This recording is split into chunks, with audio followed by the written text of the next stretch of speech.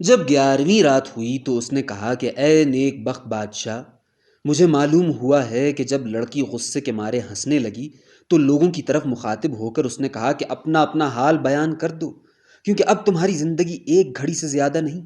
اگر تم لوگ بڑے اور قوم کے بزرگ اور حکام نہ ہوتے تو تم بحث مباحثہ نہ کرتے۔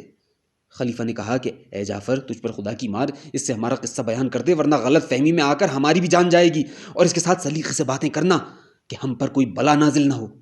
جعفر نے کہا کہ جیسی کرنی ویسی بھرنی۔ اس پر خلیفہ نے چلا کر کہا کہ مذاق کا دوسرا وقت ہے، یہ وقت سنجیدہ باتوں کا ہے۔ لڑکی نے قلندروں کی طرف مخاطب ہو کر کہا کہ کیا تم بھائی بھائی ہو؟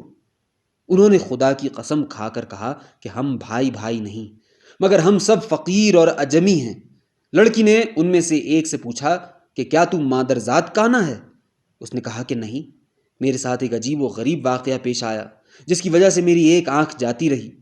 میرا قصہ ایسا ہے کہ اگر سوئی کی نوکوں سے آنکھوں کے کونوں پر لکھا جائے تو عبرت حاصل کرنے والوں کے لیے عبرت کا باعث ہوگا۔ کہتے ہیں کہ اس نے دوسرے اور پھر تیسرے قلندر سے یہی سوال کیا، اور انہوں نے بھی وہی جواب دیا جو پہلے نے دیا تھا، اور کہنے لگے کہ ہم تینوں مختلف شہروں کے باشندے اور شہزادے اور ملک و رعیت کے حاکم ہیں۔ لڑکی ان کی طرف متوجہ ہو کر کہنے لگی کہ تم سب اپنی اپنی واردات مجھ سے بیان کرو اور ہمارے پاس آنے کا سبب بتاؤ، پھر آداب بجا لاؤ اور اپنی اپنی راہ لو۔ سب سے پہلے حمال آگے آیا اور کہنے لگا کہ اے بی بی، میں حمال ہوں۔ اس سامان لانے والی نے میرے اوپر سامان لادا اور شراب فروش کے مکان سے قصاب کی دکان پر گئی، اور قصاب کی دکان سے میوہ فروش کی دکان پر، اور پھر وہاں سے بنیے کی دکان پر، اور بنیے سے حلوائی اور عطر فروش کے پاس، اور وہاں سے یہاں آئی۔ اس کے آگے میرا قصہ وہی ہے جو تم لوگوں کا ہے۔ یہ ہے میری کہانی اور بس۔